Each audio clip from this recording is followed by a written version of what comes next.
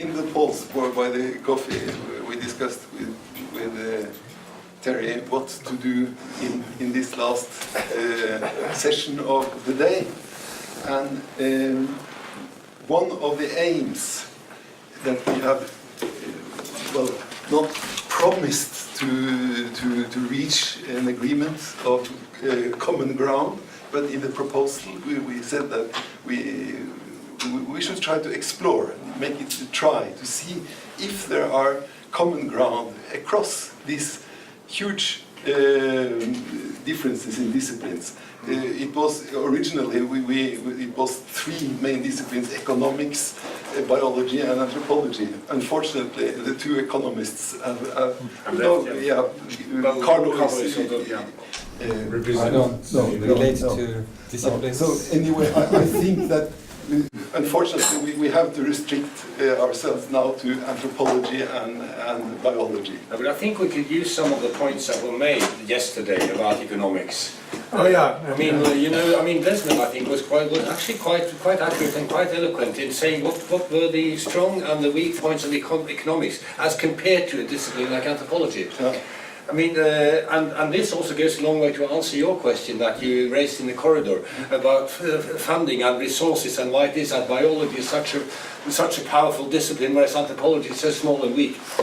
Because biologists, at least sometimes, on a good day, to the same extent as economists, are capable of being precise, simple, accurate, and give policy advice.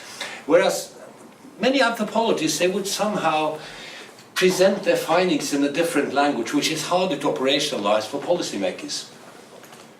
Or they don't like the conclusions. That's also a possibility. Yes.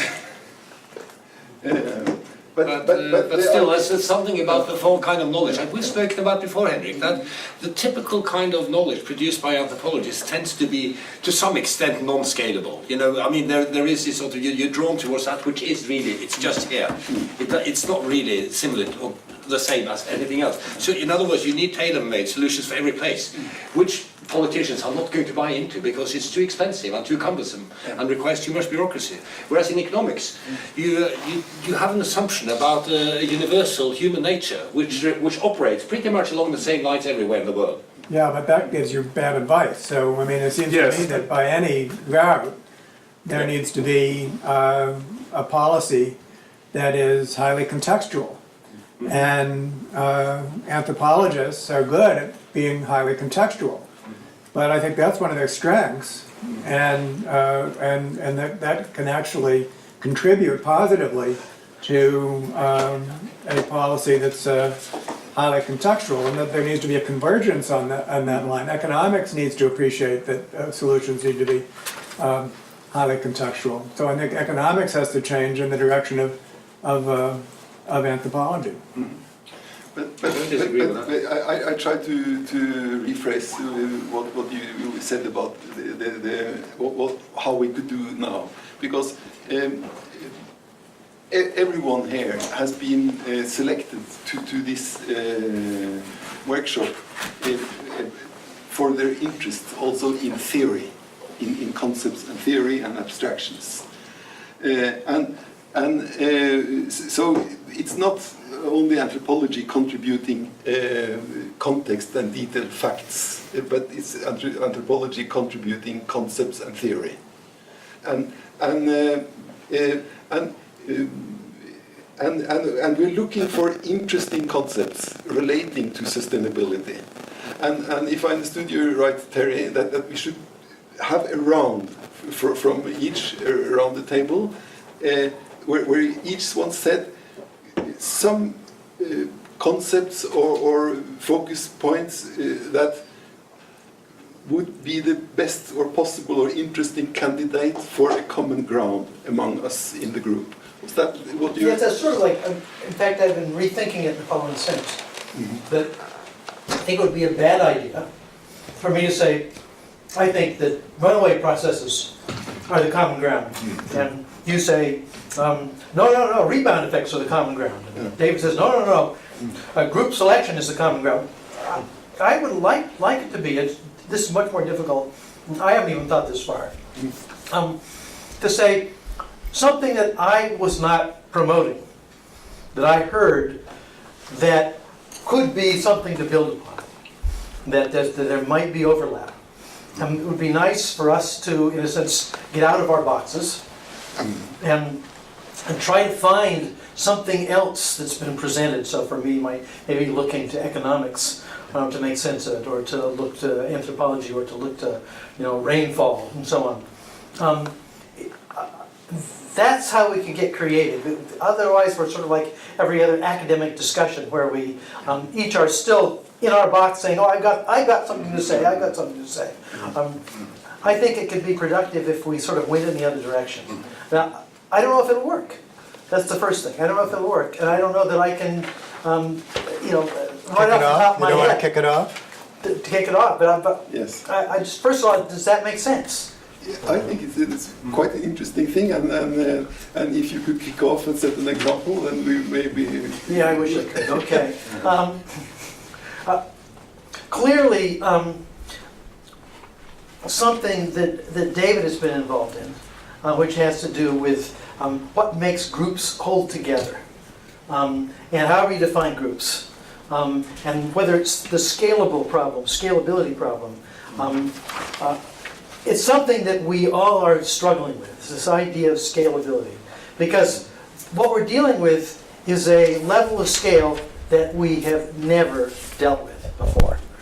The world, the global economic ecosystem, however you want to think about that complex, is a level of scale that we have not dealt with before, and that, as far as I know, I don't think we have real models for it. And my interesting speculation is that all of our models will not scale up to that, because all of our models are all about partial systems. And I'm really interested to know, to get out of that box, so to speak, and say, okay, how do you think about a non-partial system that has these same characteristics that hold it together? How do you do that? I don't know, but I think that's where we are right now.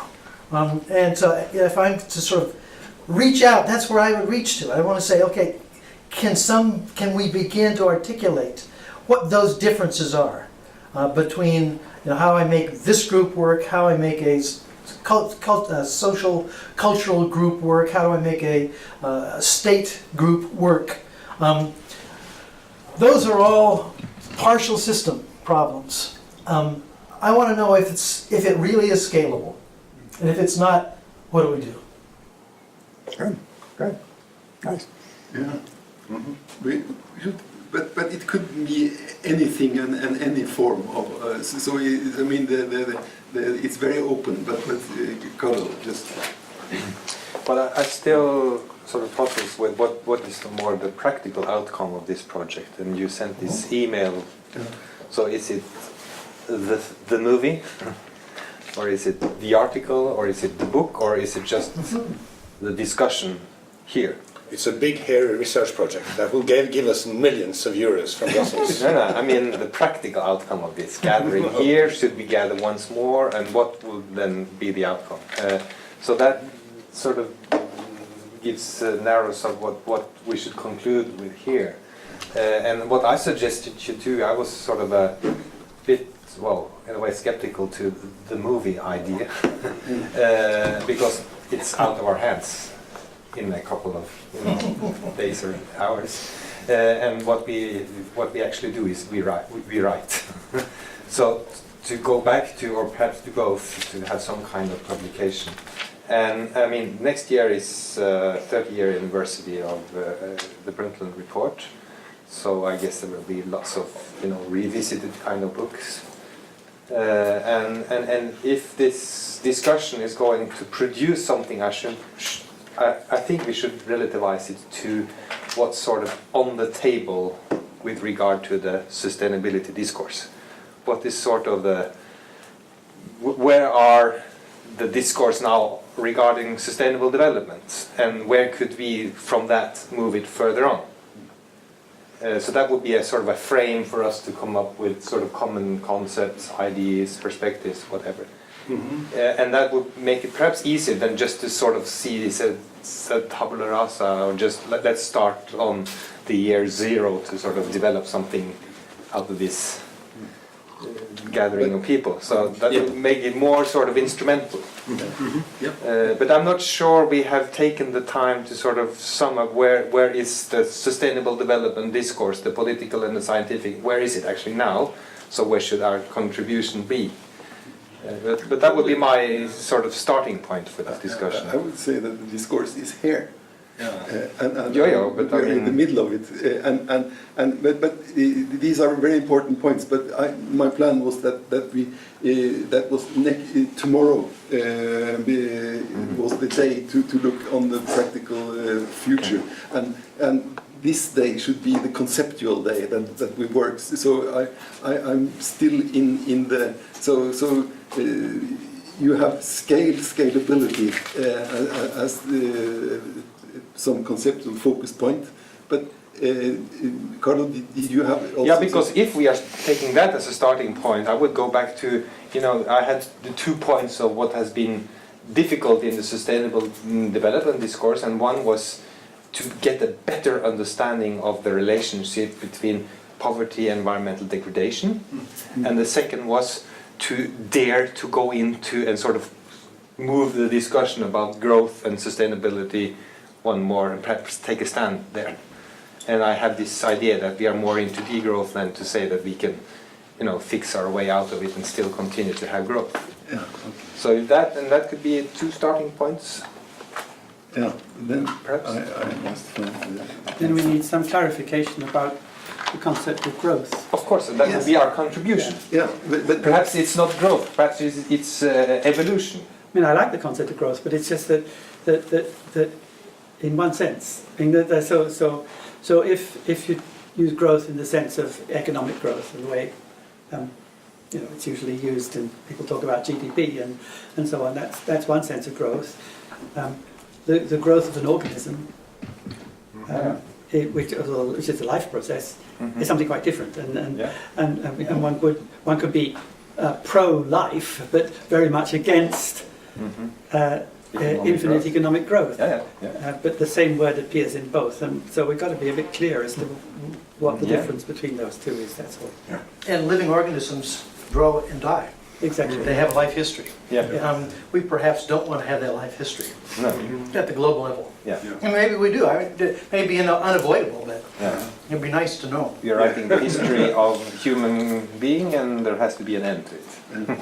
But now I have noted scalability, growth, and it was growth versus sustainability. Was that? Or no, I mean rethinking growth. Might put another concept in there, or Okay, but so you mentioned also degrowth. It could be degrowth, or it could be evolution instead of growth, or it could be organic growth instead of economic growth, or Okay, but then The other word that fits in there is, of course, development. development. And that's closer to the ontogenetic growth. Yeah, but it's called sustainable development. So we are going to. We can't clarify, but just then, using the word then once I more. think Tim's comment is you have 2 senses of growth and maybe 2 senses of development. Exactly. So Exactly. you have this double sense. But I just note growth and development with double senses, and scale and scalability, and then David. Okay, well, I have 2, I think, comments to make. One is I think it's a strength of this workshop to have included both practical research projects, basically, in sustainability, along with the more academic plane of discussion. And moving forward, I think what would excite me most is to continue to combine those and to basically treat practical efforts at sustainability as a living laboratory or field site, and to bring in the people that the best of our academic knowledge, rapidly integrating academic knowledge, to bear on these practical efforts. I think that there's, it's one thing I say frequently, is that typically we imagine a negative trade-off between basic and applied science, but in the case of evolutionary studies, there's a positive trade-off because from the academic side, you have to study organisms in relation to their environments, and that's what the fieldwork component is of evolutionary studies, and of course, if you actually do that for real people from all walks of life, then that's also the most relevant research. So you could really have your cake and eat it too by focusing on any one of these projects. There can be a multitude of them, and just get us and my own colleagues that I work with, the Pete Richardsons, there's a long list of them, already working very well interdisciplinarily. And one of the things about our talk in the hall I'd like to repeat is that although it's not the case that everyone is like a big happy interdisciplinary family, there is a sizable community of people that I think this might sound excessive, but actually have managed the task of integration in a way that is like you're impelled to do it. It's not hard. In fact, it's hard not to do it. I mean, you just got to bring in stuff from psychology, for example, or from paleontology, archaeology, and so on. You must in order to complete the puzzle. And the community that's working together like this already spans all the disciplines that we're talking about: anthropology, economics, biology, and all. And all that. So I think it's a matter of, in the first place, working with that community, and then, of course, expanding that community. But I just want to bring, my team, the guys that I play with, to the party of what you're trying to do in your geographical region, what you're trying to do in your geographical region, and see what happens. And I think that what happens is likely to be very interesting and will immediately address the practical issues, as opposed to making it sequential, where first we're going to do all this academic stuff, and then sometime down the road there's going to be some kind of practical payoff. So I'm there for any sort of practical sustainability effort and to bring the big questions to bear upon it. The second, apologies for going long, but the second major issue for me, also I want to bring it in from the hallway, is that to address some of the failures of integration that continue to take place, and for me, I think the field of anthropology represents a kind of a microcosm of the failure of integration. And I know a lot of anthropology departments. I know a lot of people in anthropology departments, and it seems to me that something is going on there in terms of a failure of integration. Blocks of people agreeing to disagree, departments fissioning, the whole question about science is the role of science in the study of humanity. And so these are like elephants in the room, and I think that it's very important to work through them in a way which is respectful on all sides, because there's a great quote from an evolutionist named Kane. It was, what is it? Only the simplest minds can believe that in a great controversy one side is mere folly. So important issues are at stake. We're all smart, we're all well read, and yet there's something that's preventing integration from taking place. And you don't have to look across disciplines to see it. All you have to look is in the field of anthropology. It's in your department, it's in my department, and it is something worth talking about.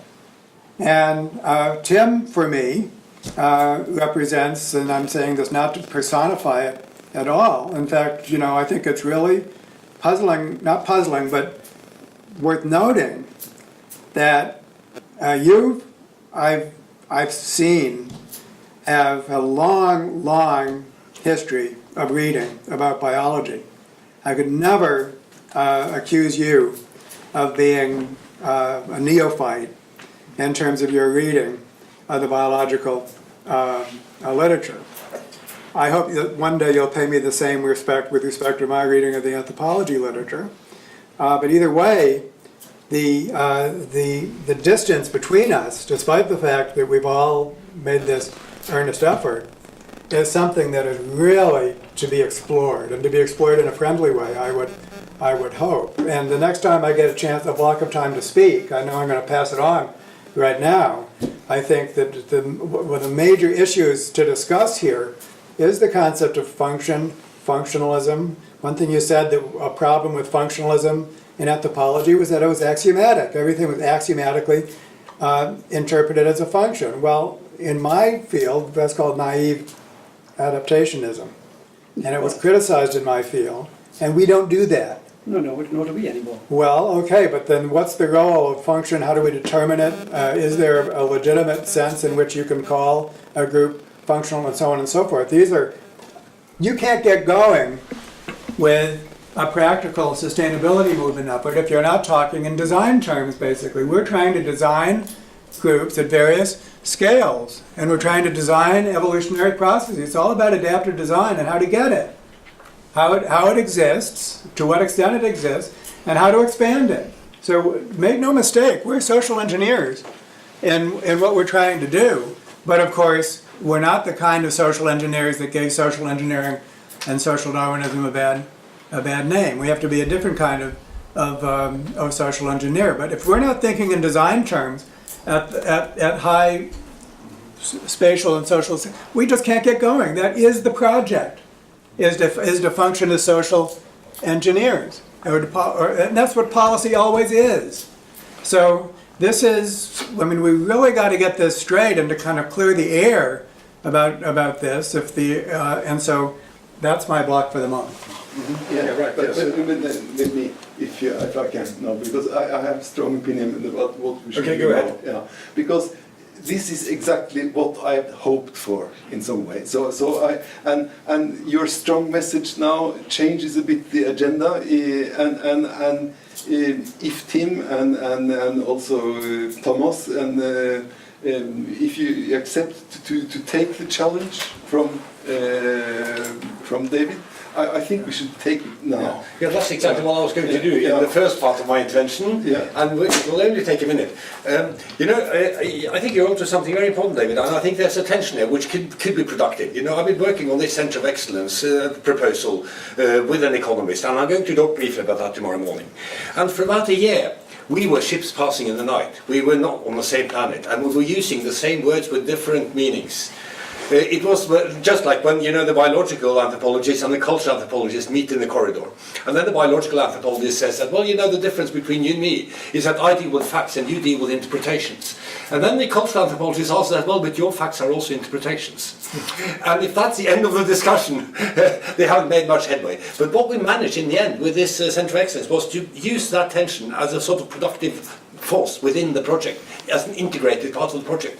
So that, and we're coming back to scalability and to the question of generalization versus the unique, which is, I mean, in every subject that we touch upon, these are sort of two dimensions which are there, which are not reducible to one another, and which have to be in attention. In the early 90s, Tim, when you convened you started the Group for Debates in Anthropological Theory, a debating society at Manchester University, highly readable, was published as a book, the first 6 debates. One of them, I think it was the very first debate, had the title, there was a motion, which was later to be voted upon, by the public.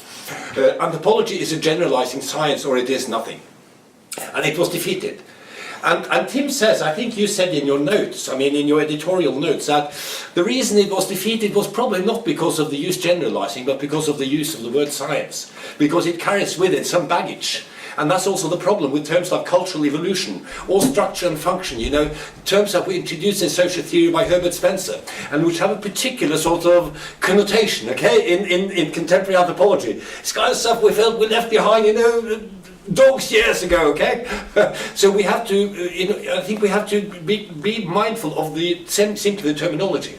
We have to be mindful by being good historians. We don't just say, oh, we're not going to use that word anymore because it got tainted. We have to be good scholars, and we have to unpack what all these meanings were. We have to understand the diversity of current meanings, and then we have to stretch that back to see the diversity of past meanings. Yeah, and sometimes redefined. So that's just one general comment. I mean about the which I also think has a lot to do with the way in which we work in the disciplinary setting. One thing is that you speak past each other because you use the same words with different connotations and meanings, and another is that there is a different sort of emphasis on the notion of the scientific law, for example, prediction. I mean all of these sort of aspects of the hard sciences, which people in the anthropology department often feel uneasy about. And sometimes for good reasons. So there isn't productive tension there, I think. And we should not just walk each our way when we meet in the corridor, but try, as you say, David, to try to have some proper intellectual confrontation and see what comes out of it. Now when it comes to just the second one, and I'll be much shorter, okay, Henrik? I think all the concepts that have been mentioned are incredibly important. I mean, with scalability, rebound, or unintended consequences. And with group dynamics, and with development and growth, and certainly, I mean, the runaway process, which I think is also a crucial thing, and the interrelated runaway processes. But if I were to sort of just mention add one pair of concepts to the list, I'd like to go back to some of the things that Kalle said yesterday, because he always comes up with this, and for good reasons. When someone speaks about sustainability and ecology and so on, he says, he says, I have no time for people who wax lyrical about the needs and requirements and rights of future generations if they don't care about the present one. And then he adds, as an afterthought, well, half the children in India are undernourished. What do you have to say about them? And if the answer is nothing, he stops listening. And I think, the tension between what in radical politics could be called a green discourse and a red discourse, the discourse of inequality and that of sustainability, which haven't come quite together, is also key here. Because sustainability, as Kalle reminded us, it's not just ecological, it's also social. It can be cultural sustainability, it can be the sustainability of a self-understanding, which is now falling apart in large parts of Europe, and that sort of thing. Yeah. So inequality and ecological sustainability as a tension to be worked with. Yeah. Okay. You continued the round, but that's okay. I did. Maybe we go back to that. Yes, that's fine. But we don't we can forget do both. We can do. I saw that as part of the same piece. Okay, Yeah. that's part of the Thanks. That's fine. But I've noted here from you sustainability of self-understanding as one of the. Well, I think, at least different meanings of sustainability, being a sort of holistic package, not merely about ecology, but also about the three crises of mobilization that we've been. Yes, but if what you call sustainability of self-understanding, would that be linked to the third, the identity? You could call it that, yeah. Because I think that's important to point. I just noted it, and then I noted from your red-green. Yeah, the inequality, ecology. I suppose that had also to do with fairness. Yeah. So I noted fairness and runaway processes. And from David, I noted function, design, and engineering, social engineering. And also practical application. Practical applications, yeah. And joining basic and applied science. Yeah. Yes, maybe there are also concepts or themes. Yeah, applied. But if you have You invited yes, I think yes, I will come after now it seems like I first started to see if we should have a diary, but now Thomas went back to the original idea. So I thought just to save a bit of time. Yeah. Okay, so I think you and then we have Tim in the end. What should I say? First of all, it's incredibly stimulating to be here, because when you, one of the things I did not like with academia is that you're always too late in a way. So that's one of the motives for sort of going into trying to sort of affect decisions and stimulate change or have influence on what happens really.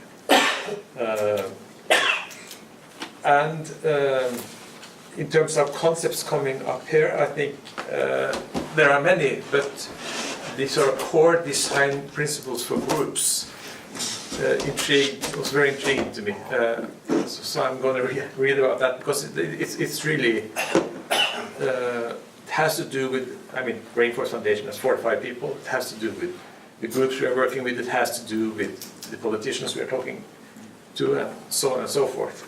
So, in a personal sense, there are many. I mean, Henrik forgot to send me basically your papers, but he will do so. And now there's summertime, so I will also be able to read up on some other things I never had the time to read, except during summer holidays. But I think in terms of sustainability, the adoption of the Sustainable Development Goals in a very practical sense, that all countries, all nations have sort of adopted them, and they are different from the previous Millennium Development Goals, which was sort of we shall reduce poverty by 50%, and that's something we will do in poor countries. Now, the Sustainable Development Goals and the beauty of, although they are complex and too many and all the rest of it, is that it's meant to be valid and sort of obligatory for all nations. So for Norway, it doesn't mean that we have to help Congo to become sustainable. It means that Norway must scrutinize its own sustainable development path. Same for US, etc., etc. So it has an internal and an external dynamic. And as an organization with a very narrow focus on tropical forests and indigenous peoples or traditional populations' rights, we have always been looking for what are the elements in sort of the international system that we can use to affect decisions.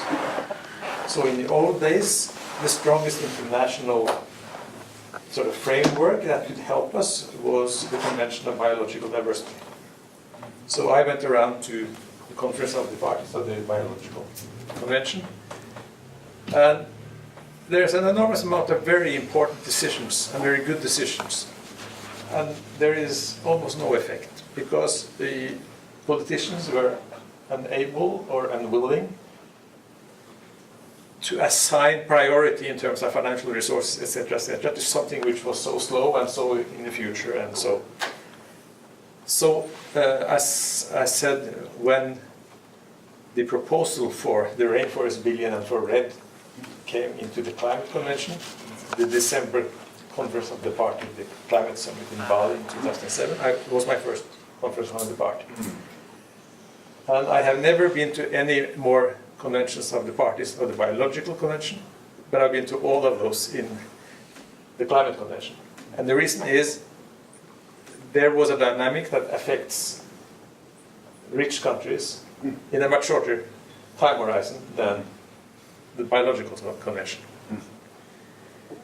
And we have always seen the strongest instrument for affecting change in our field has actually been the inclusion of deforestation and degradation into the climate agenda, because there is a generalized sort of fear for the consequences of climate change, although you have the skeptics and the denials, but it's still a willingness to take decisions and put money on the table on a totally different scale from these other fields.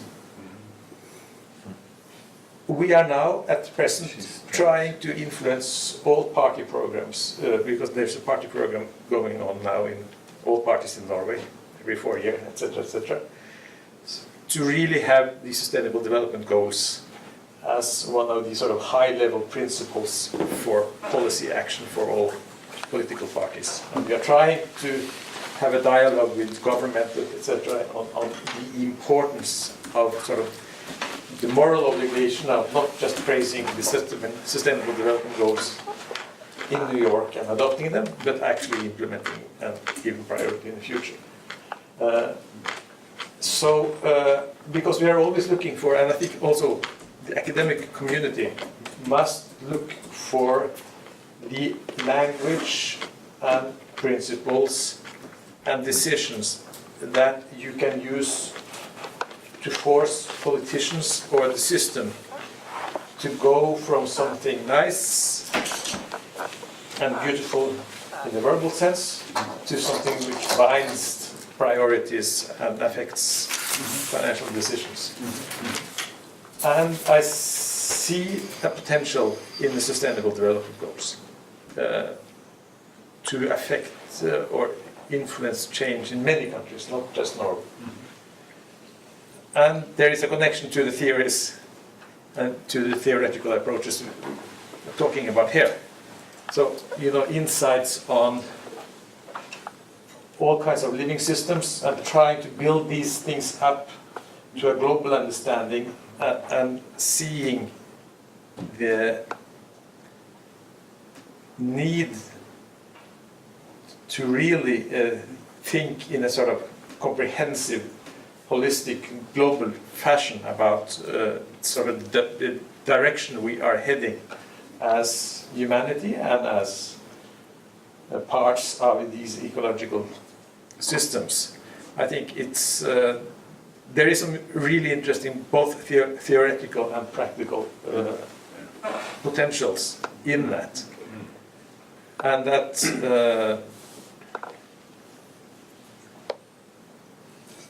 thinking and speaking in the right manner could then make that bridge not just between disciplines but between academia and decision making, which is really crucial.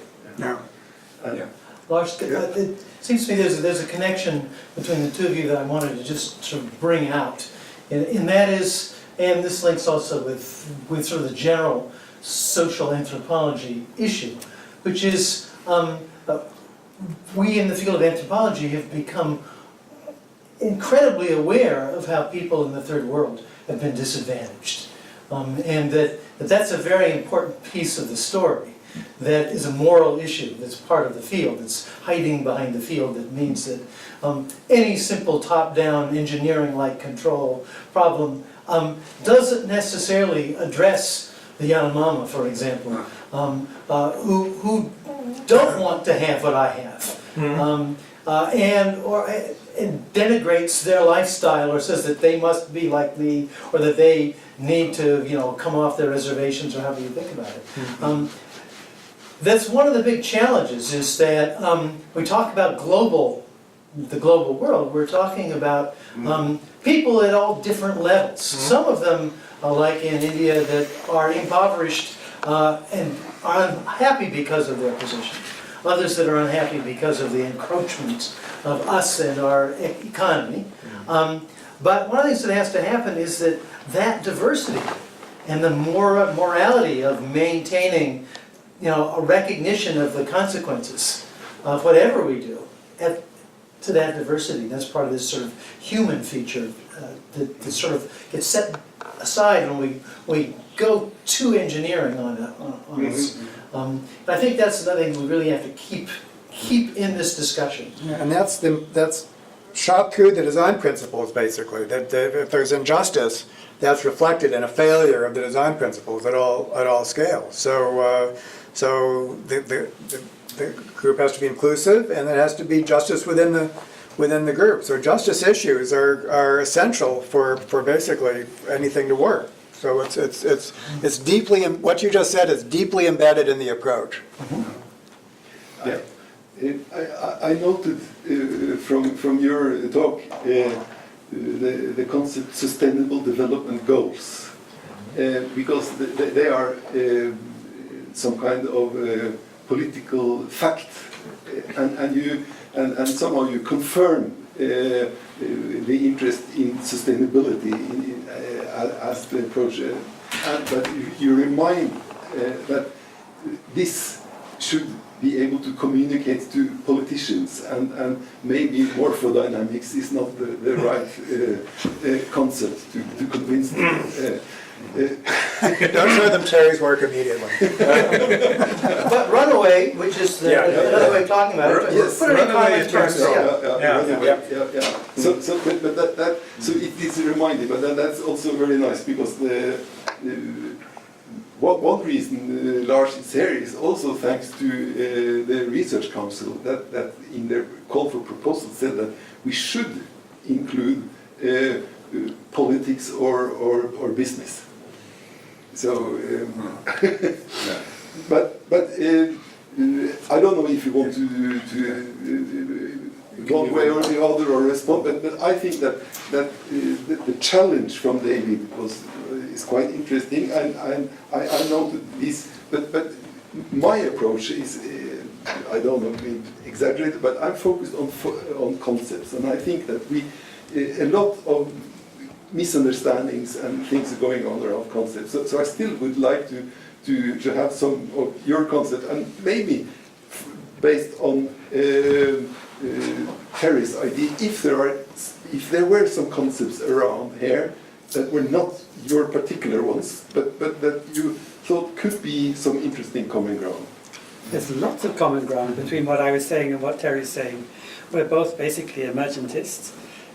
His ideas about the cycling, the way in which that diagram in which everything is setting a constraint for everything else, and how constraints arise within processes. I have said exactly the same things in my own writing, and so there's a great deal of convergence.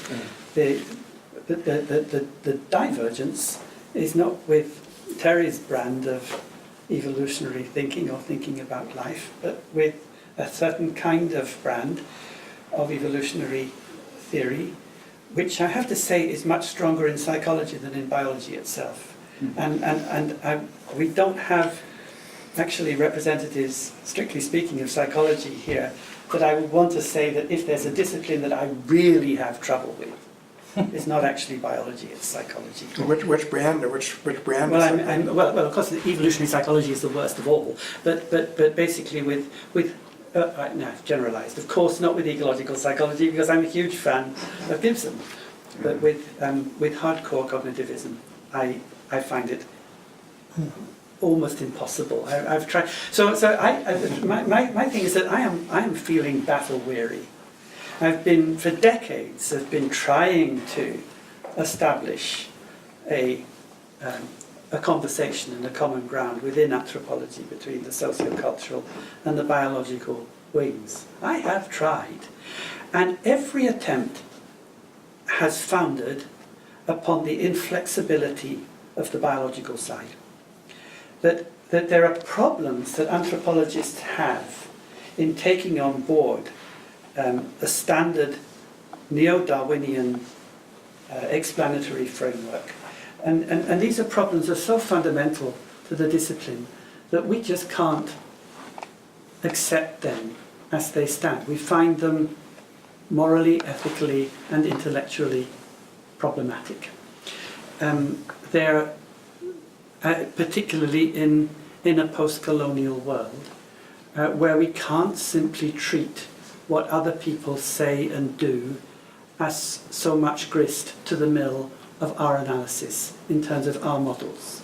Because people are telling us things about the way they understand their relationships with animals, with plants. And we need to take those things seriously.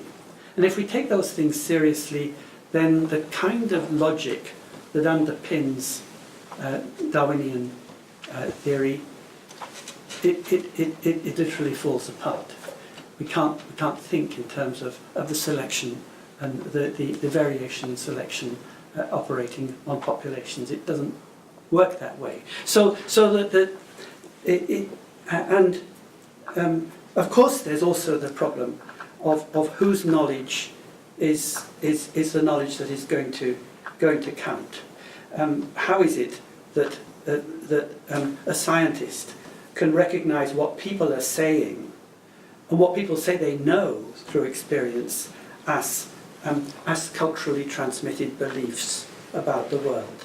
How can you regard other people's knowledge as simply the beliefs that they happen to have? If you were to turn the logic of neo-Darwinian cultural evolutionary theory onto ourselves, onto our own theorists, and say, what if we said that what you write in your papers, what you deliver in your conference speeches, are expressions of your culturally transmitted belief?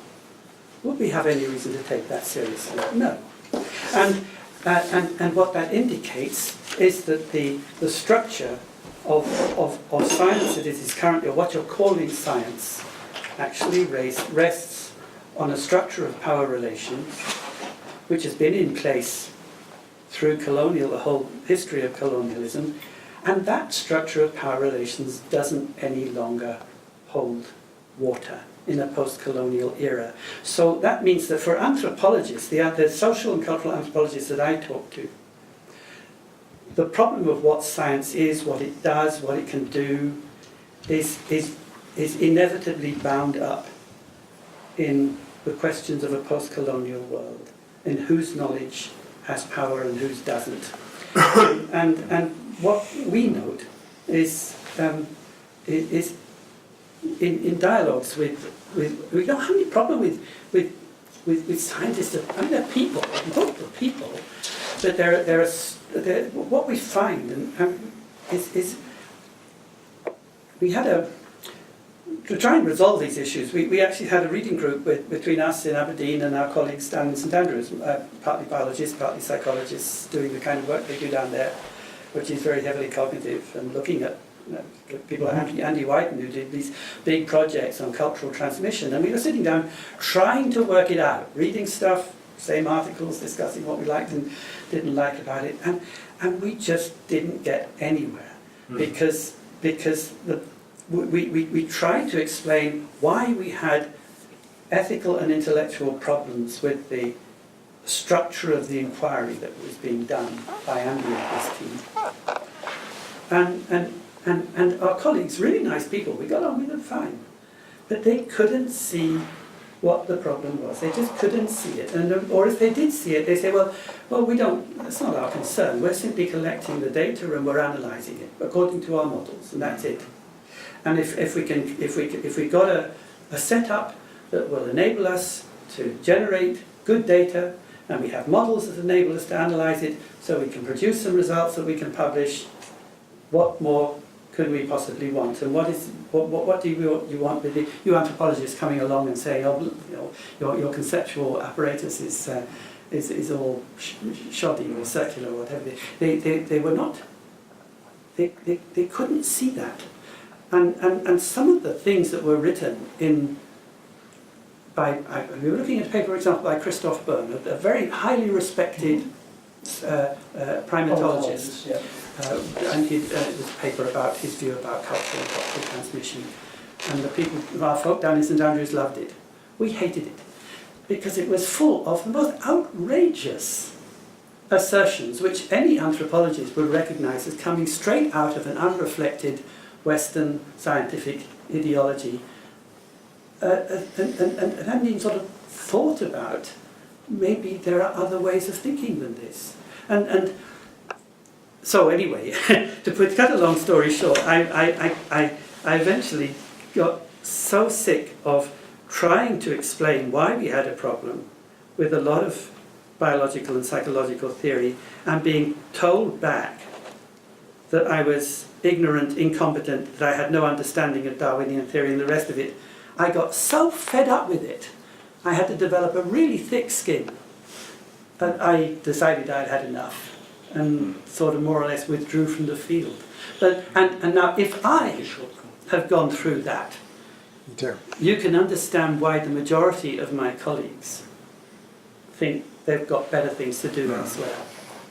I just wanted to explain that's what it is. No, this is what we're asking for. Yeah. Thank you very much. I appreciate it. Yeah. The real question is that I think on both sides of this story, and this is why you and I are maybe partially in the middle, the emergentist perspective and so on. The reason I think of a general theory of evolution as being more than Darwinian. And we're agreed. And not that the difference is I don't think neo-Darwinism is wrong any more than I think that Newton was wrong. No, not why. It's just in a limited context. It's a limited case. So we're actually pretty much agreed. Oh, I think that's the case. But now what I want to be clear on is the strong rejection on both sides. That is, the rejection, from my perspective, of the phenomenology that sort of drives a lot of social anthropology today.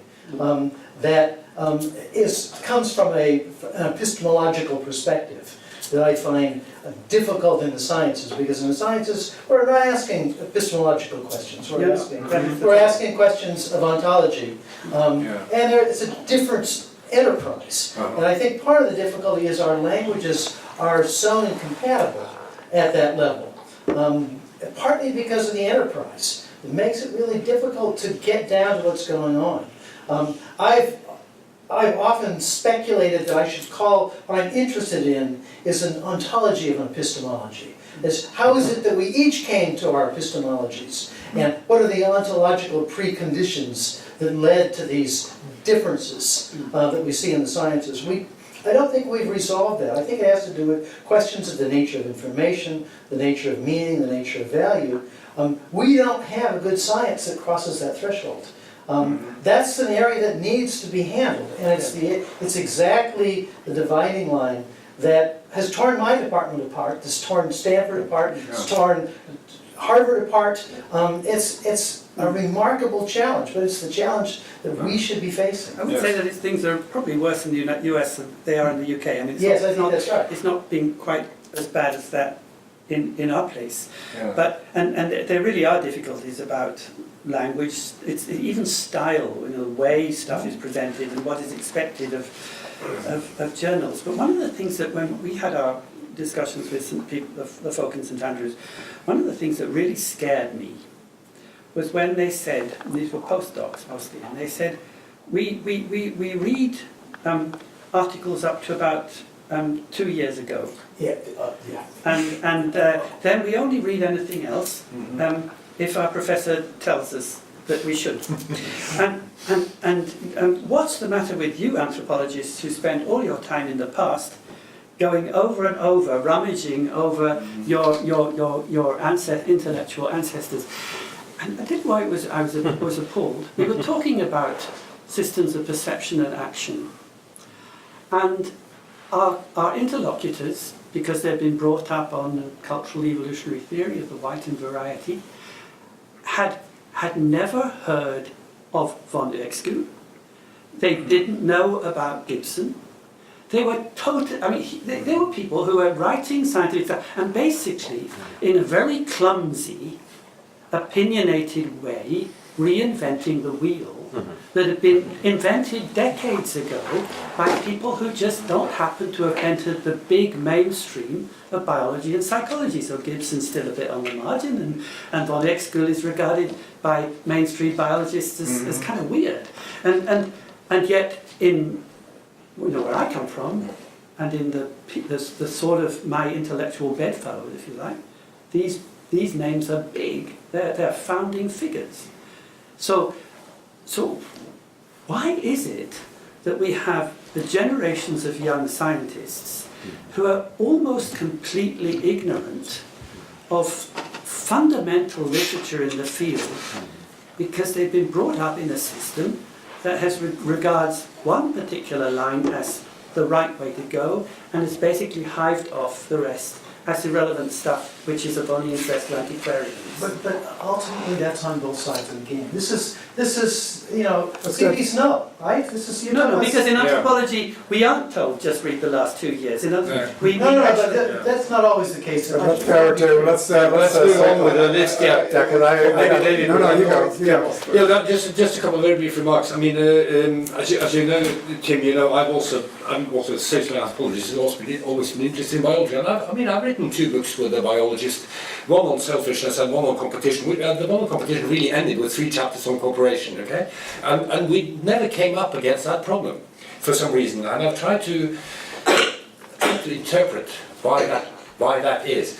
And it's probably because he's not, this guy is not a selfish gene, as it were, kind of biologist. He's more like, the present company, with an open mind and nuance. And in fact, there was a TV series in Norway about 5-6 years ago which did a lot of damage to the interdisciplinary dialogue by highlighting and parodying, really caricaturing the contrast between the 2 cultures, with the natural sciences continuously getting the upper hand. That was part of the dramaturgical. So they got some really weak, sort of intellectually weak humanists who said a lot of gibberish about, we don't care about, natural sciences, why should we, everything is socially constructed. And then they got the top people from the United States on the other side.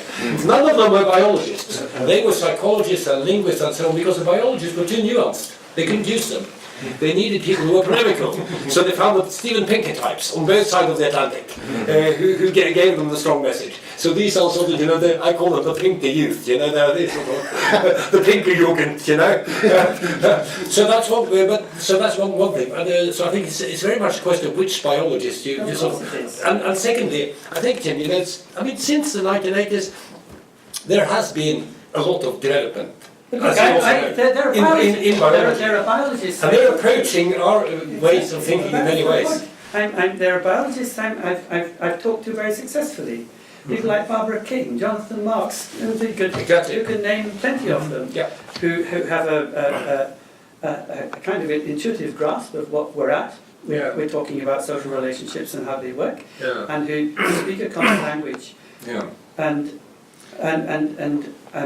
We produced a book on integrating biosocial anthropology.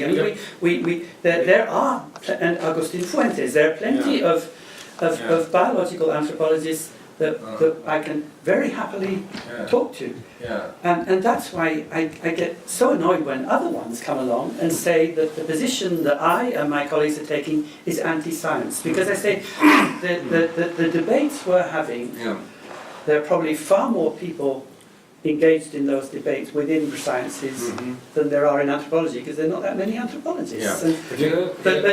But still you get this thing about and so you have to make a distinction between science and scientism. Yes, my beef is with scientism, yes, not and with also science. the popular simplified versions and what sort of the other people do. Now, I just want to add one very brief thing, if that's okay, Henrik, is that Dag Hessen, with whom I've sort of been collaborating over a number of years, who's a biologist at the University of Oslo. He's not a biological anthropologist. He's a limnologist, and he knows a lot about the mating patterns of certain species of bird and that sort of thing.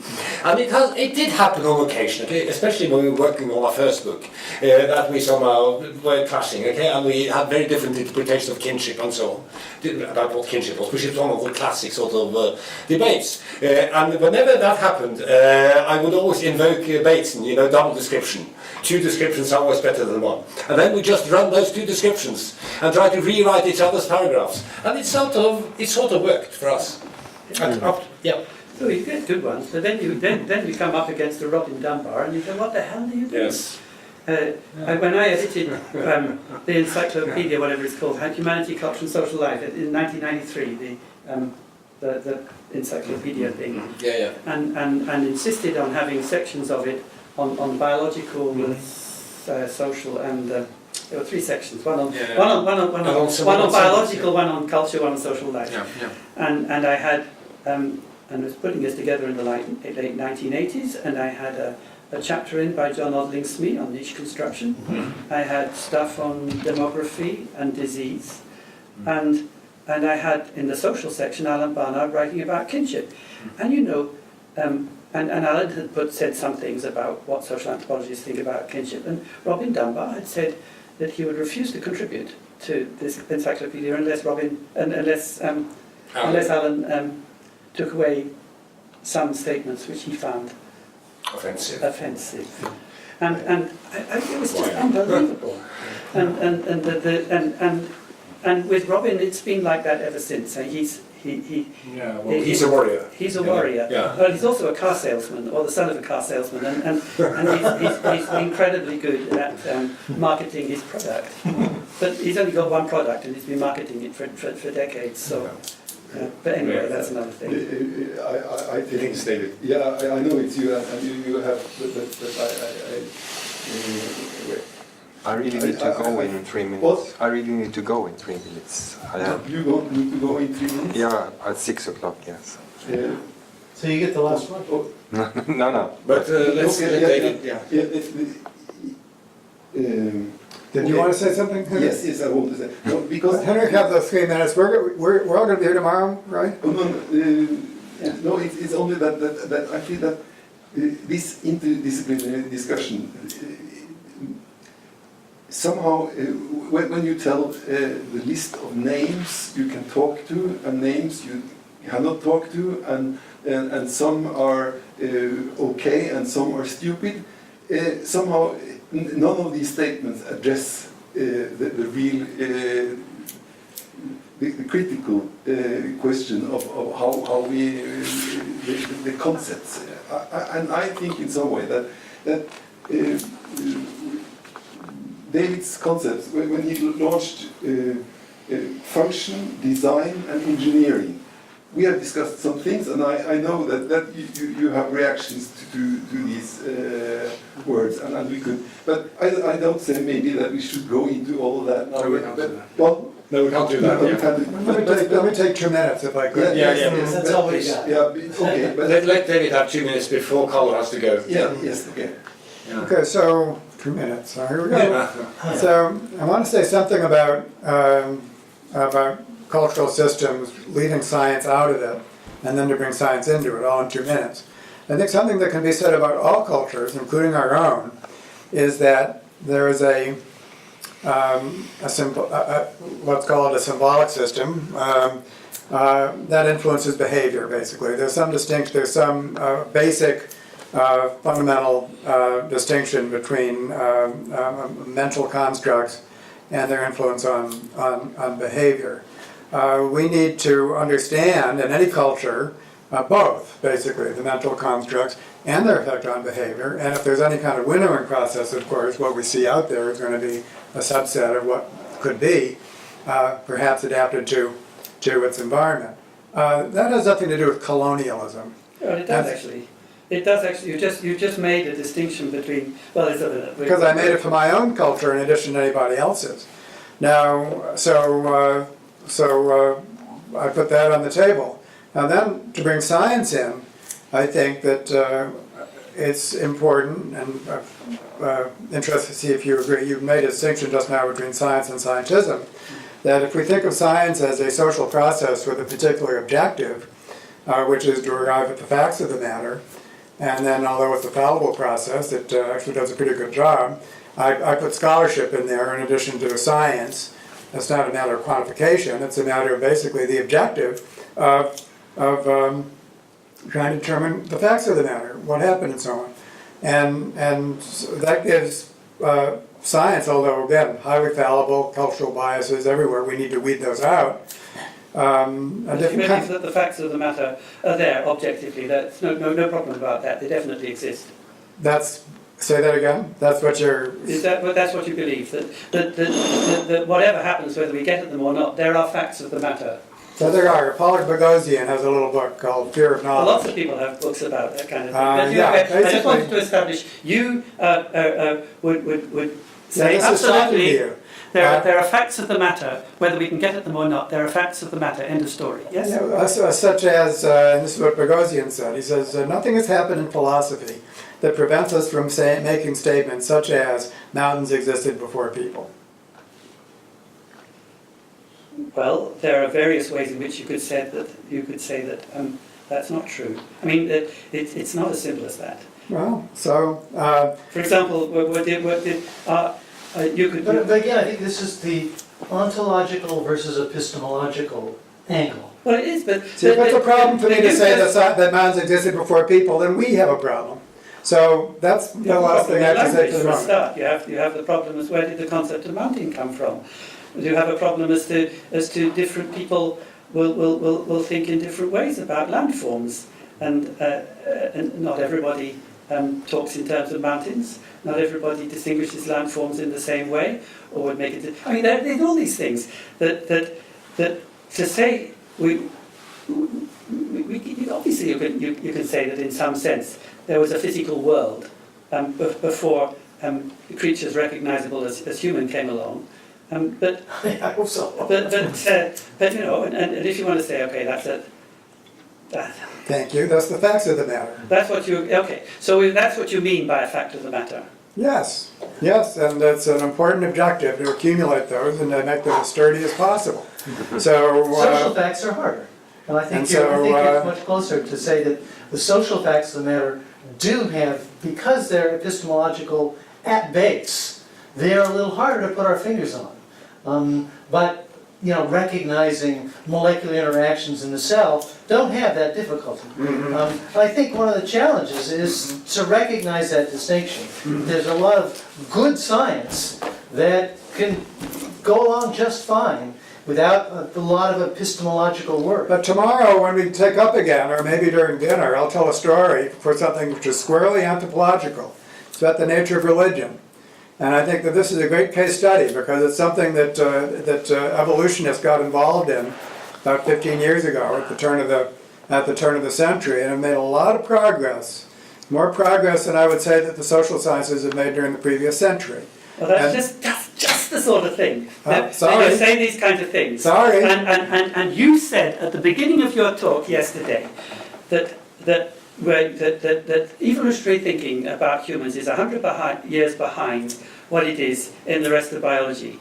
You said. Yes. And I was internally furious. Yes. Because I thought there's absolutely no justification, and you said it on the basis of a construct which I recognized from the 18th century. And I thought you have to go to take the framework you've just presented us. There is culture, and there is behavior, and culture is mental, and behavior enacted.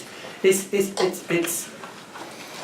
Kantian for a start, but then it's Cartesian. And why is it that anthropologists have spent the last 30 years trying to explain why that kind of dualism does not work?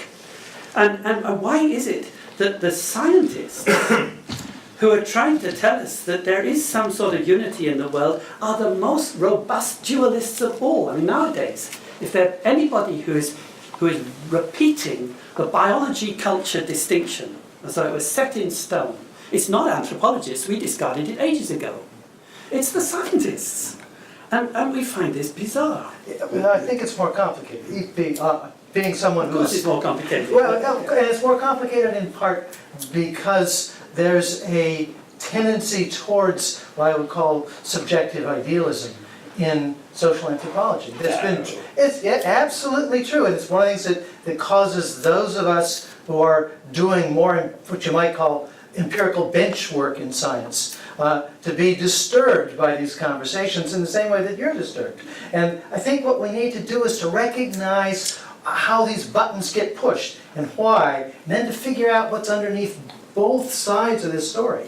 And so that means that you don't reject and you don't reject. We have to say, okay, why is it that we're having these? Let's get at the facts. I don't think it's fair to say that evolutionary biology is still back in the 19th century or even 18th century. I do think it's a mistake to say that brains are computers. Yes, of course. Actually, I should have been more precise. It's evolutionary psychology. If you go back to our friends Tooby and Cosmides, and you read their manifesto for an evolutionary psychology, or if you read E.O. Wilson on human nature, and going on about supergenes and stuff, that is straight out of T.H. Huxley could have written it. Exactly. Yeah.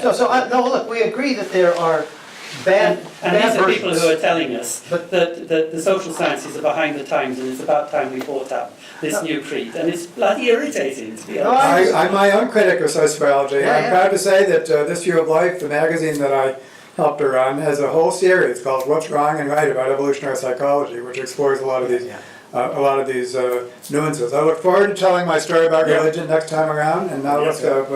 Great. Now let's have a break.